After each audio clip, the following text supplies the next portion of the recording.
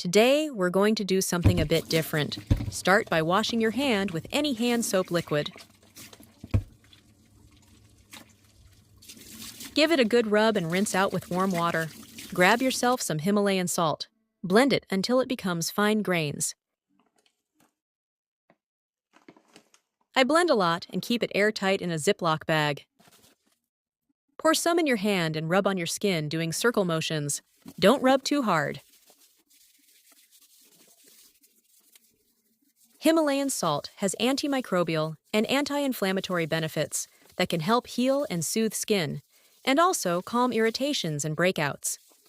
Himalayan salt acts as a mechanical exfoliant and scrub, removing dead skin cells.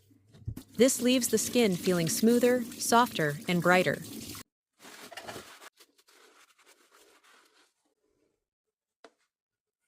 Get yourself some moisturizer. I personally like using Nivea Rich Body Lotion, Firming Q10.